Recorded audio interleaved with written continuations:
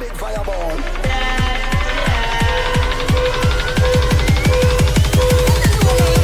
fire. More fire. Yes, guys, what's happening? Here we are. This is episode 13 of the United Forever podcasts. 13, unlucky number fucking 13. And we have just been Tottenham fucking hot spunked by Jose Mourinho. So I'm Sam Spanner and I'm here with my cousin Adam. And we fortunately have just seen the Liverpool result, so that's made the day a little bit better. Made us feel a little bit better. It's on par with us. I mean, supposedly the Spurs are part of the Big Six sort of posse, but fucking hell, mate, Aston Villa, relegation battle team. Yeah, definitely. That's brilliant, mate. Not quite sure what happened there. No fucking idea. Because if you look at Liverpool's lineup, for some reason Alisson wasn't in goal. So has he caught the Rona or something? Yeah, mate. Or he's just got a Rona boner or something. Yeah, because I know Mane was positive for the Rona, so not quite sure what's going on there. No idea. But I was thinking, mate, if you want, we'll go straight into it because it's quite a solemn day. But if you can try and start with anything good, mate, I don't know if you've got anything to say that's kind of slightly positive. Okay. The good, we got rid of Pereira for the season. That's about it. I've also penciled in saying that the revolution begins tonight, so we need to make a stand. And that's pretty much the good. Pereira's gone for the season, and the revolution begins. Yeah, Dalot's gone as well. He's fucked off to AC Milan. However, I was going to touch on that later on. Okay. But, how about your good? Okay, well, I'm just going to say my best good. Well, it's not my best good. Yeah. It's one of my goods. It's my apathy.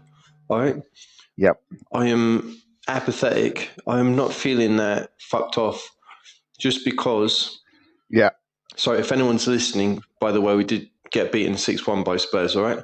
At Old Trafford. And that's our worst defeat since 2011 because Man City did us over back then. So, same scoreline. Yeah. So, my apathy, I'm just kind of like, I was just feeling dejected, over the last few days and stuff, or not even the last few days, just over the summer because we've had a shit summer when it comes to the board. Yeah, and I kind of felt like we were going to crash and burn. And the other night we talked about our predicted 11, and I think we were more or less spot on, Yeah, I think so. I think so. I'm not feeling that bad. Yeah, because it kind of doesn't surprise me. But then, I think the only good thing I'm going to take from this, right? Yep. Is McSauce, because McSauce. Usually, I don't know if you had time to see the post-match thing, mate. No, he was fucking livid, mate. He looked like he was just about. He could have knocked anyone out in the dressing room. You need someone like that who actually loves the club and he's going to fucking lay into them. And he came onto the pitch because fucking Matic didn't do anything. No. And I was looking at his stats. He didn't do any tackles because he didn't even fucking attempt a single tackle. What the fuck's he doing, mate? McSauce comes on. Midweek hangover, and that's the problem. I know, but come on, you've got to think that McSauce was one of the catalysts for the sort of psychological revival. Exactly. But I just think he was overlooked in the post-lockdown because there's too much pressure from bloody Pogba's agent, bloody Raiola and the board and the sponsors saying Pogba's got to play, but you can't have Pogba on the pitch unless you've got Matic there behind him to tidy up his mess. So McSauce and Fred, they did a really good partnership. They contributed to a lovely run of wins before the lockdown. And he had to bring them both on together. Now, I'm going to be honest now. I only watched half an hour because after half an hour I turned it off because I was so pissed off with what I was viewing.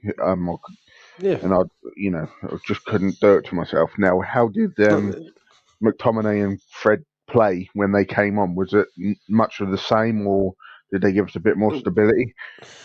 Well, I wouldn't.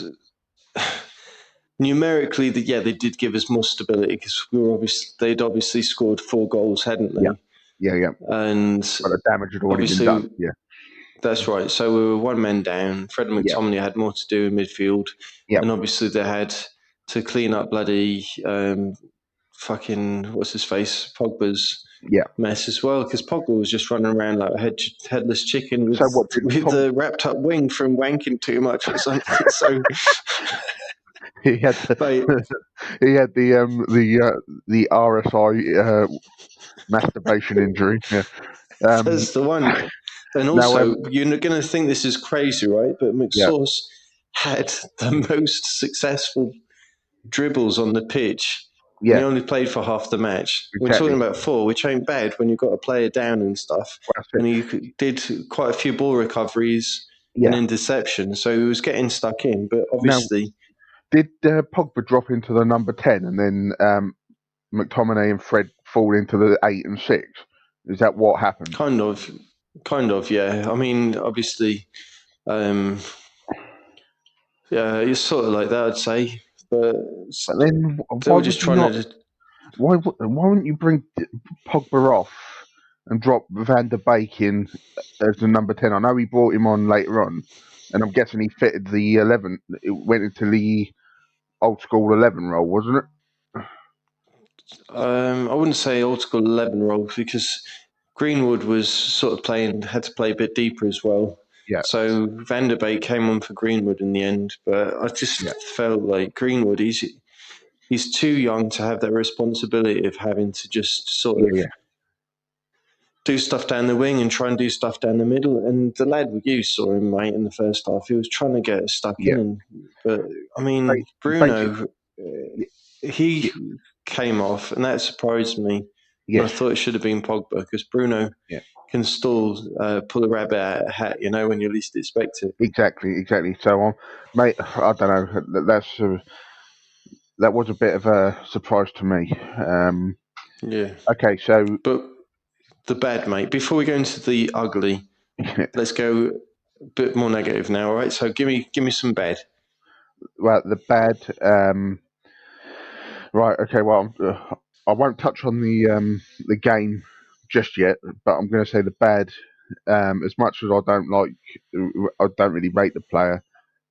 Dallo going to Milan is bad because that only leaves Timbo as backup. Yeah. Um, Yeah. and at the moment, he's only played like not even a handful of games in the last couple of seasons because of injury and whatever.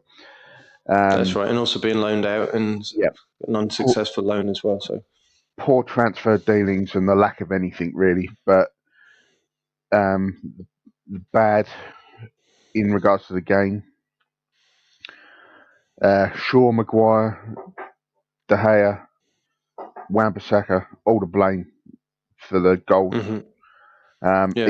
Even the caretaker tried sweeping it all up, but got tired. Yeah. You know, When you look back at the goals, even the poor bloke, yeah, once you sort of got one foot in dog yeah, shit, mate, it's that's it. difficult to not go around the rest of the match smelling like shit. So I Exactly. really felt sorry for him. De Gea didn't command his area again, and Yeah. basically that's why he ended up getting tripped up by that twathead Shaw because he wasn't Yeah. commanding his area, and basically he just got caught out, and they ended up Shaw literally did a stride tackle and took out his own goalkeeper. I know. Fucking Shaw was just. Do you Mate, know what? I found it so funny the other day when Shaw was like, "Yeah, we need to do more signings," and yeah, apparently Fabrizio Romano, who's this like yeah, Italian sports signing guru, yeah, he's announced that we're getting Telles. yeah. So he's going straight in at left back, short back into the fucking Oh, reserves or the well, physio room or whatever. but who is it? Hang on a moment. I'm just going to quickly. I read it earlier on. Hang on. Yeah, bloody yeah. So we've got Tellez coming in because Southampton apparently have made a loan inquiry for Williams. Oh, really? Yeah. Now, And what's that about? I think Williams. No, I think that's just a bit of bullshit. I think that Williams is going to be our backup right back now. Right, fair enough. Because Williams is right-footed, so we've got Yep. Shaw who's going to play the cup matches, Yep. apart from the Champions League. Yep. Taylor's will play the league matches. Yep. However, because the board are so fucked up and incompetent, Yep. any signings that come in will have to bloody self-quarantine for 2 weeks anyway. So it's just pure madness, isn't it? So Tellez is going to come in, but he's not going to be able to play till like end of October. Something stupid like that. I mean, we've got the international break as well. Yeah, but so there is that. I mean, I don't know. It's such a handicap when you look at the other players. Yeah. Chelsea, mate. I'm going to go into this now because this is one of my bets. So when you look at Lampard, he sat down with Abramovich and he's been like, right, tell me, mate, who do you want? Who do you think is going to improve the squad and fit your style of play? Okay, that sounds good. You're going to get Werner, you're going to get Ziyech and all that. Yeah, no problems, mate. I'll buy them. Okay, and he's got that. Yep. But then he's got fucking wankered over a couple of times. What's the excuse? Ollie, we known for like 2 summers that he's been after Sancho. And he's going to be a fucking world-class beast because Messi and Ronaldo ain't going to be around for another few more seasons. So I just cannot fucking believe that we ain't getting backed. And Ollie's trying to do a cultural rebuild. And now they're saying we're going to get fucking Edison Cavani, who's been injured for more than 226 days in the past 2 seasons. And last season, he only scored fucking 4 goals in the French Farmer League. So they're going to sign him with agent fees of 8 fucking million quid. And he's going to be on probably about 200k a week. And that, on a 2-season contract, you're looking at nearly 20 million quid. So in total, that investment is going to be way over 26 million pounds, which is a fucking joke. I'm sorry. That's just basically to sell shirts, but only in South America they're going to want to buy those shirts. Because here they're going to be like, South fucking American market, joke.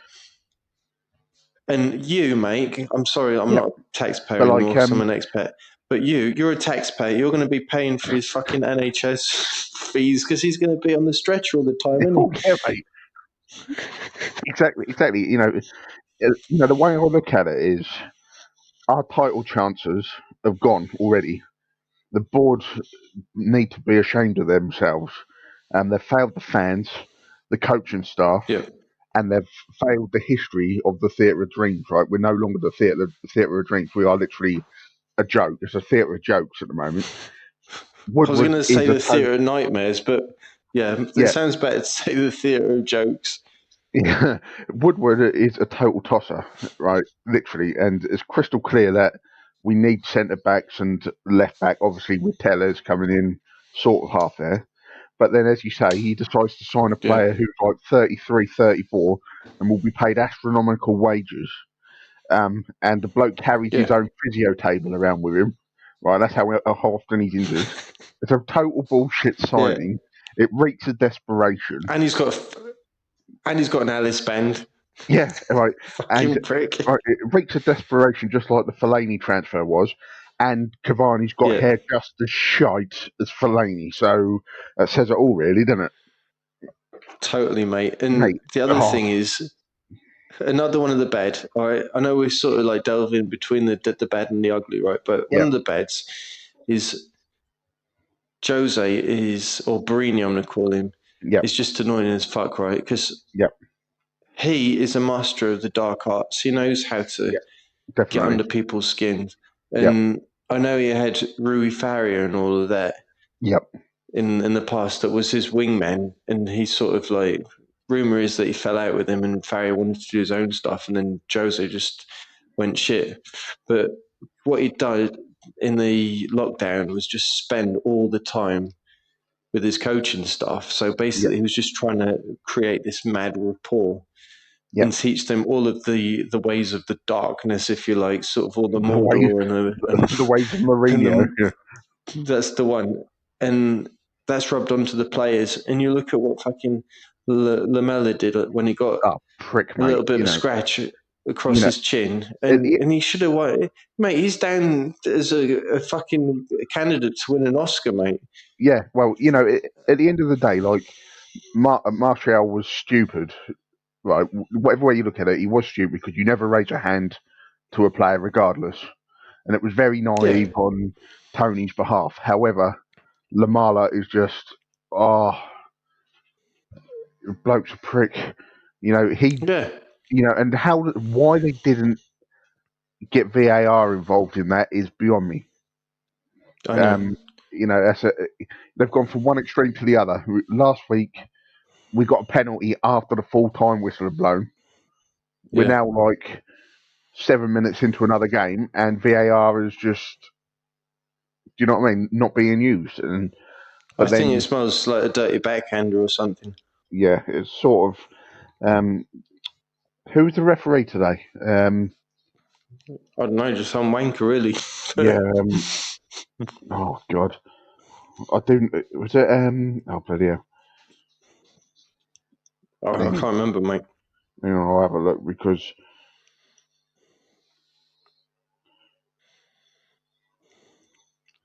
Hang on. It's not going to tell me, is it? Dick.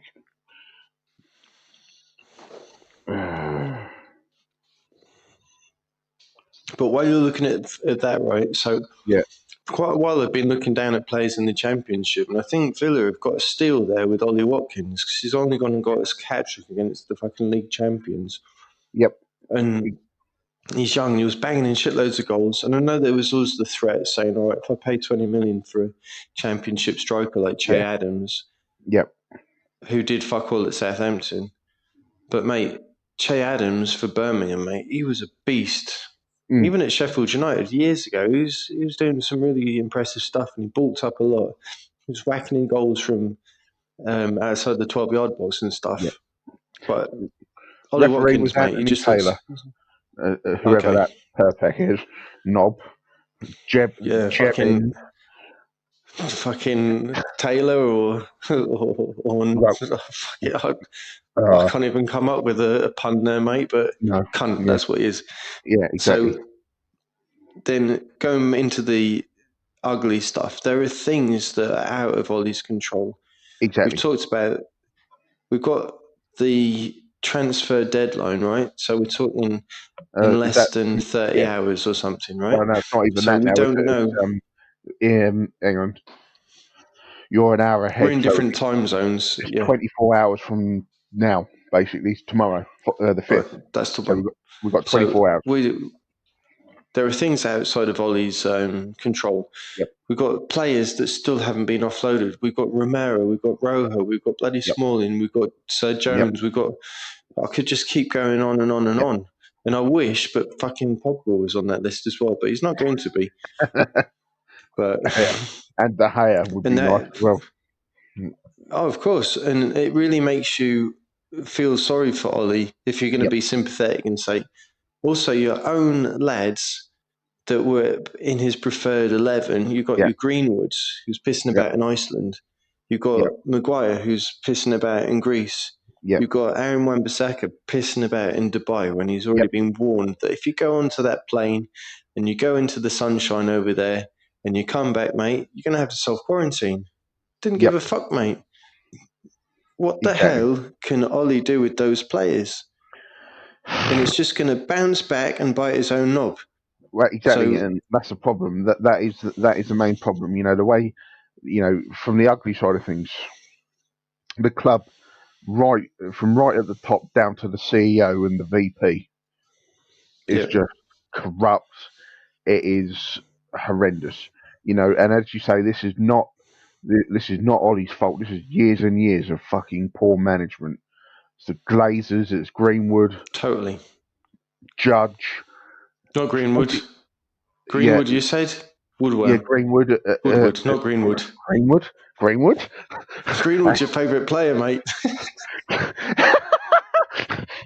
Yeah, Glazers, Woodward, and Judge basically need to get the fuck out. The fans, Dr. Greendum. the fans need to make a stand. And the problem is because you haven't got any fans in the stadium at the moment, That's the Yeah, I problem. know. Basically, the Glazers are turning a blind eye to it because they know full well as soon as you get some fans in there, they are going to rip them a new one. The season is over and we haven't even begun our European campaign yet. And I that know. is worrying because if we play like what we did today against PSG, they're just, Yep. Neymar and Mbappe are just going to basically destroy us to, well, I don't even want to think about it. It's a very, very sad day, really, and a state of affairs for all the dedicated Man United supporters who live and breathe the Yeah, club. it's terrible. And, Yeah. the way I look at it is we are the revolution. United forever, greedy USA billionaires never. Fuck off. Simple. Green and That's the one. gold until the club is sold. End of. Simple. That's That's the I one. don't know what else I can say. It's just it's horrendous, and it's now becoming more mainstream media. I think that people are realising who's to blame, but you're still getting your knobhead fans on the social medias going, "Ollie needs to be sacked." No, he doesn't. He isn't. You know, I don't know. What your thoughts on all that? No, I completely back you up, mate. But I mean, I've been having disputes all afternoon with knobheads on YouTube about trying to sort of back the players we've got, and we've just become obsessed with changing the manager and stuff. It's not the manager's fault. It's No. just nauseating, you know. Yeah. And I That's also it. think that if I think I said this the other day, I wish that at the start of the transfer window we would have just said, sorry, we ain't got any money. Yeah. We can't sign anyone. And I think I would have loved it, right? So I'm just going to create a little utopia now Yeah. to just help the club follow more traditional ways. Yeah. And it would be like a typical Busby model. Yeah. I would say, all right, let's look at all of our best youth, the ones that are hungry and want to come and burst onto the scene. Yep. And if you only look a few months ago, we had Chongi, Yep. who won awards at youth level. Alanga last season, he Yep. won an award for the under 18s. Yep. Angel Gomez, Yep.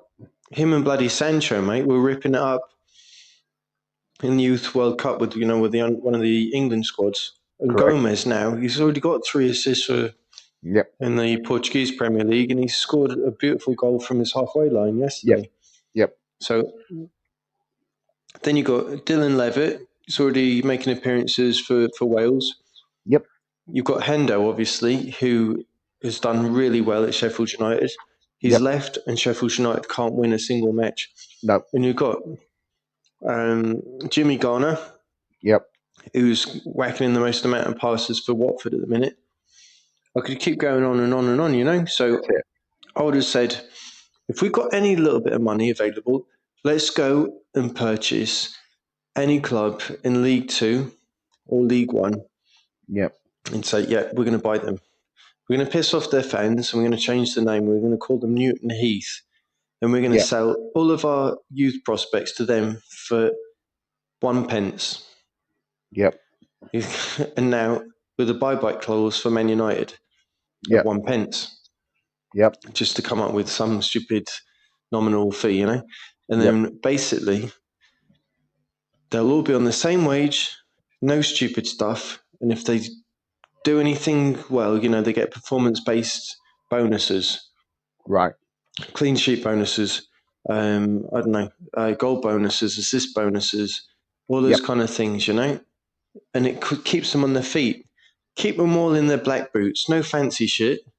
Do you know what I mean? And they've got to play for the badge. And they'd still use our youth facilities, so they're hanging around, you know, their own team. They're not going to be degraded to some sort of like, no disrespect to Barry, but they disappeared. We should have fucking bought them for tuppence, you know? Yep. And then say goodbye to Gig Lane, sorry. Yep. We've paid money to bail you out. Gig Lane, all right, we're going to sell you, mate. That's going to go to the Bury Council. And what we've got is we've got a 12,000-seater stadium at the Lee Sports Village, and we're going to use that. Yep. And then if any other teams come in and say, all right, we want to buy Jimmy Garner off you, Yep. we'll buy him off you for $7 million. Yep. Man United say, okay, but we'll have a buyback clause of the same fee that you paid for Jimmy Garner. Yep. And then if you want to sell him to another club in the future, doesn't matter if you're going to sell him for 20 million, we've still got first say if we want to buy him off you or not for 7 million, you know? Yeah. So we protect our players, because I feel so sorry for our youth prospects, mate. Yep. They're sent here, there, and everywhere. But if you want to develop good morale, good mental development, and all that sort of stuff, you want to keep everything in-house. Do you know what I mean?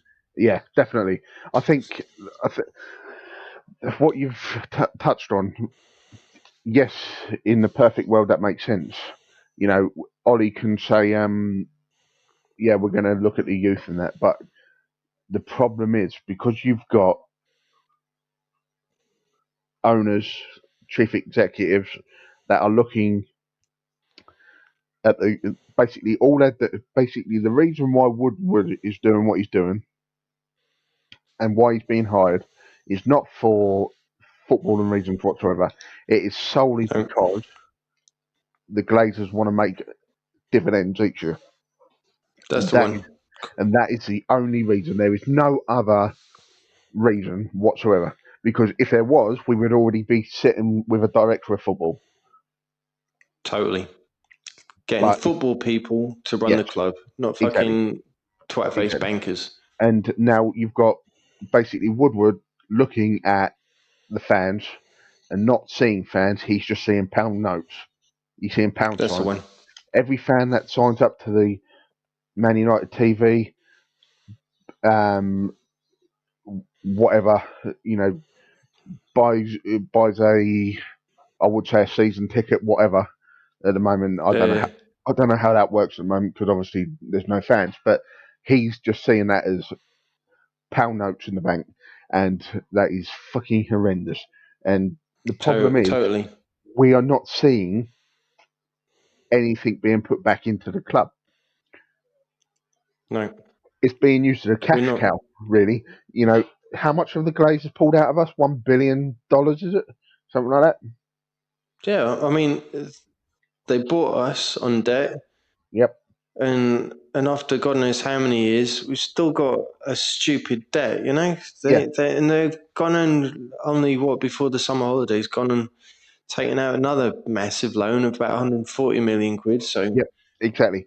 And I just don't understand. You know, they should be fucking locked up. You know, it's crazy because, like, you know, I think one of the other fan channels touched on this the other day. Stretford Paddock. You know, when you look at it now, the only people that could buy our club is Jeff Bezos, Bill Gates, and potentially the Saudi royal family or someone like that, and that's it. Yep. Because you've got to buy the club for a start, then you've got to clear their debt, and then the club are going to want money to work with. Yeah. So you're looking at a good. Well, honestly, I reckon if someone was to put a bid in for their club tomorrow, you would have to part with a good £8-9 billion. Easy, mate. And what is that about? That's a sad reality. That is, you know, and when you're looking at the people that I've just mentioned, $8, $9, $10 billion is just basically pocket change. So I know. Do you know what I mean? As much as mate. You know, Amazon and all that, that might be quite a good. I don't know. Would that be a good partnership? I don't know. You know, because the thing is, Amazon would want to put cameras in the dressing room and do documentaries and all that bollocks. I'd hate that. That's one of the things that messed up. What was his face? Fucking Pochettino when he was at Spurs, having that media scrutiny on down his back all the time, and you got Mourinho couldn't stand it. So I would have hated that, having cameras at me in my own office. Yeah. If I wanted to scratch my own balls, you wouldn't want to do that unless you were Joe Kim Lowe. You wouldn't give a damn if half the world was watching you scratch your ass and smell your fingers.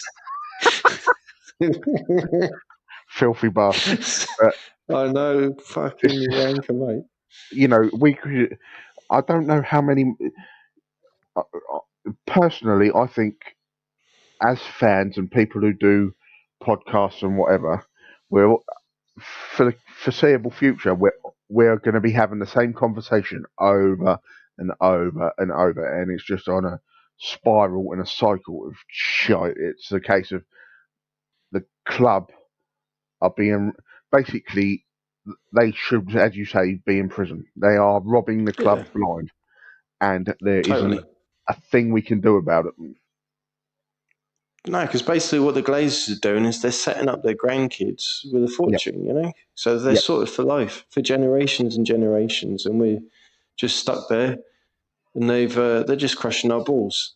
So talking about balls, I think that we'll have another couple of banter episodes coming up, so definitely got a lot of testicular anecdotes to talk about some of our family members. Of course, yes, there's definitely a few golden balls coming up. Yeah, so we took the piss out of my dad the other day, so I think it's only fair that we take the piss out of yours a little bit. That will be an easy session. That will be. Good. Pure comedy gold coming out of that one. Fantastic, mate. So I think what we should do is wrap it up and just look forward to a bit of banter, mate, so we can sort of de-stress a little bit and look forward to the end of the transfer window and just pencil down as many stupid stuff that we can remember. Definitely. I think I think you're right. And as you said at the start, there's been a very shit weekend. So I think we need to look at the positives. And the international break's coming up again, which is again pointless, but it is what it is. And we're just going to have to see what happens. Yeah, totally, mate. Okay, so how are we going to end it? Well, I think it's over and out from me.